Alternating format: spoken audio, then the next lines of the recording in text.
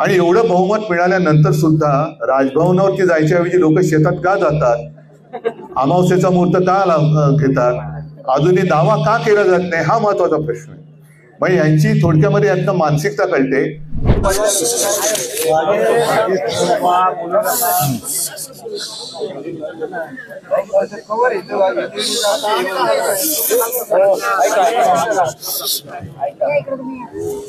मी तसं पाहिलं तर माझ्या आठवणीप्रमाणे बाबा दुसऱ्यांदा या ठिकाणी आलेले आहे.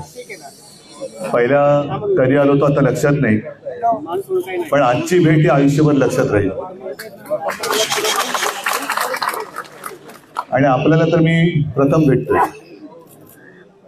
आपले आशीर्वाद घेण्याचं कित्येक दिवस मनात होतं. तसं मी विश्वंभरजींना बोललो पण होतं की मला यायचंय, बाबांचे आशीर्वाद घ्यायचे. आपलं बोलणं मी लक्षपूर्वक ऐकलं आणि त्यात आपण सुरुवातीला जे बोललात की तुम्ही, आता हे तुमचे शब्द आहेत म्हणून मी वापरतो, म्हातारपण स्वीकारायला तयार नाही. आजही तुम्ही प्रेरणा देतात आम्हाला. माझं मत आहे प्रेरणा कधीच म्हातारी होऊ शकत नाही. मी येताना एक सरकारी ताफा गेला, त्याच्यात जयंतराव तुमचे पूर्वाश्रमीचे नेते होते. महत्वाचा मुद्दा काय की जिंकलेले सुद्धा इथे येत आहेत आणि आम्ही हरलेले सुद्धा इथे येतोय. थोडक्यामध्ये या निकालावरती ना हरलेल्यांचा विश्वास आहे ना जिंकलेल्यांचा विश्वास आहे.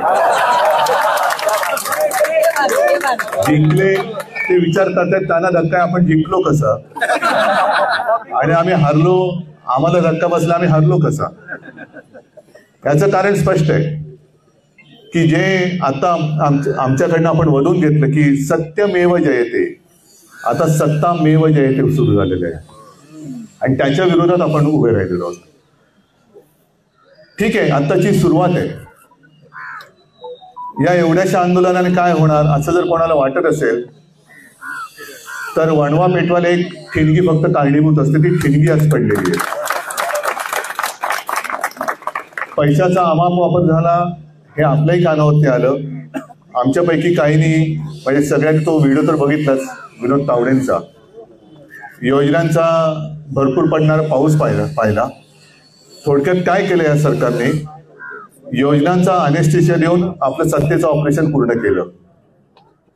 महत्वाचा मुद्दा हा असा एक नाही आहेत, अनेक मुद्दे आहेत.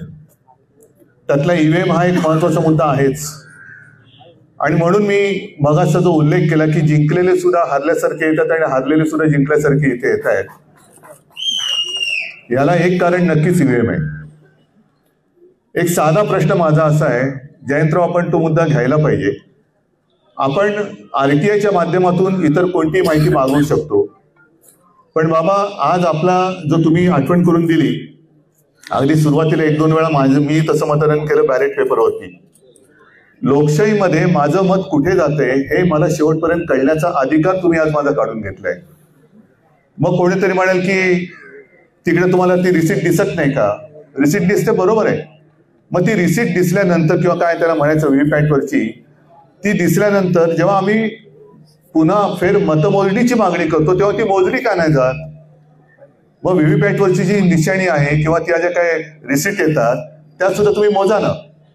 कारण मी माझं जे काय मत देतोय ते तुम्ही मला तिकडे दाखवताय, पण आतमध्ये रजिस्टर कसं होतंय हे काही कळत नाही. ते कळायला मला मार्ग नाही.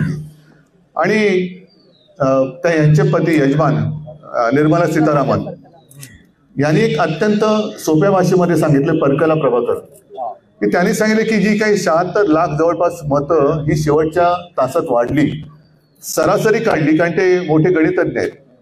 एवढ्या 76 लाखांची जर का सरासरी काढली तर प्रत्येक महाराष्ट्रातल्या प्रत्येक मतदान केंद्रावर किमान 1000 लोकांची रांग पाहिजे. मला कल्पना नाही आपल्यापैकी किती लोकांनी शेवटच्या तासामध्ये 1000 लोकांची रांग बघितली. कुठेही तसा फोटो आला नाही, काही नाही. आणि सगळ्यात महत्वाचं म्हणजे आज एवढं मी 500पेक्षा जास्त राक्षसी बहुमत मिळाल्यानंतर महाराष्ट्रात आनंदोत्सव का नाही? सगळ्यांची चेहरे हे असे विस्मयकारक काय आहेत? एवढं राक्षसी बहुमत मिळाल्यानंतर सुद्धा काही जणांना शेतात पूजा अर्चा करायला जावं का लागतंय? राजभवनवरती जायला पाहिजे. आम्ही तर गेलो होतो, आमचं तर काय आम्ही 25-30 वर्ष एकमेकाच्या विरोधातच लढलेली माणसं होतो. पण जेव्हा आमची महाविकास आघाडी झाली तेव्हा पहिल्या प्रथम तेव्हा तर काय राष्ट्रपती राजवट लावली होती. आज कोणीही दावा केलेला नाही. विधानसभेची मुदत संपून गेलेली आहे तरी राष्ट्रपती राजवट का लागली गेलेली नाही, ह्या सगळ्या प्रश्नाचं उत्तर कोणाकडेच नाहीये. आणि एवढं बहुमत मिळाल्यानंतर सुद्धा राजभवनावरती जायच्याऐवजी लोक शेतात का जातात, अमावस्येचा मुहूर्त का घेतात, अजूनही दावा का केला जात नाही, हा महत्वाचा प्रश्न आहे. म्हणजे यांची थोडक्यामध्ये यातनं मानसिकता कळते की यांना सरकार येईल याचं असं कधी वाटलं नव्हतं. त्याच्यामुळे मुख्यमंत्री कोण होणार, मंत्रिमंडळात कोण येणार याची काहीच तयारी नव्हती. आणि ती नव्हती म्हणून आता जसं जागा वाटपामध्ये वेळ लागतोय तसं या सगळ्या वाटपामध्ये वेळ लागतोय. असो, मला असं वाटतं आज मी मुद्दामून आलो आपले आशीर्वाद घ्यायला, कारण कोणीतरी आम्हाला एक वडीलधारक पाहिजे की तू करतोयस ते बरोबर करतोयस, तू करतोयस ते चुकीचं करतोयस हे सांगणार कोणतरी पाहिजे. आणि ते काम आपण केलेलं आहे. फक्त आता एक विनंती माझी आहे, मला वाटतं सगळ्यांची विनंती तीच असेल की आता आपण आत्मक्लेश करून घेऊ नका. हा आत्मक्लेश आपल्या एकट्या व्यक्तीचा नाही, हा आत्मक्लेश आपल्या देशाचा आहे. आणि जर बाबांसारखे अनुभवी तपस्वी माणसं त्यांना हे सगळं पटत नाही, एवढ्या वर्षांचा सगळा त्यांचा एकूण कारकिर्दीचा अनुभव बघितल्यानंतर असं कधीच घडलेलं नाही असा माणूस जेव्हा सांगतो तेव्हा आपण पुढे जाणार आहोत की नाही. तर नुसतं त्यांना भेटायचं, आपण इकडे संविधान वाचवलंच पाहिजे, भारत माता की जय, वंदे मातरम आणि हम सब एक आहे, नाही, हम सब एक आहोत. तर ते एक आता संपूर्ण देशभर दिसलं पाहिजे, संपूर्ण देशभर दिसलं पाहिजे. नाहीतर ह्या अशा आंदोलनाला लोक म्हणतील ठीक आहे केलं आंदोलन पुढे काय. तर हे जनतेसाठी हे आंदोलन आहे. आणि माझं तर मत आहे जयंतराव, आपण आपल्या महाविकास आघाडीकडनं पूर्ण राज्यभर आंदोलन नेलं पाहिजे, पूर्ण राज्यभर.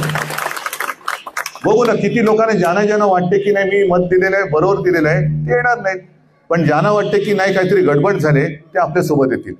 आणि अशी लोक जेव्हा रस्त्यावरती येतील आणि मोठं एक जन आंदोलन निर्माण होईल त्याच वेळेला खरं आपलं जे महात्मा फुलेंचं म्हणणं आहे की सत्यमेव जयते, हे सत्य वाचवणं हे केवळ आणि केवळ आता जनतेच्या हातात आहे. आणि मला खात्री आहे महाराष्ट्र हा असा काही लेचापेचा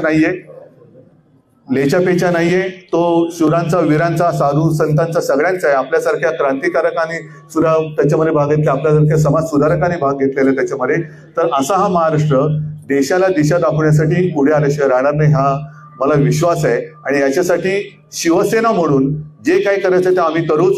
पण मला खात्री आहे आमचे महाविकास आघाडीचे सहकारी आता जयंतराव इथे आलेलेच आहेत, ते सुद्धा आणि अगदी काँग्रेस सुद्धा लोकशाही वाचवण्यासाठी रस्त्यावरती आल्याशिवाय राहणार नाही. सगळ्यांना परत धन्यवाद देतो. आणि बाबा, माझी सगळ्यांच्या वतीने विनंती आहे की आपण आता जेवढा त्रास करून घेतला तेवढा पुरे, बाकीचं आंदोलन आम्ही नेतो पुढे.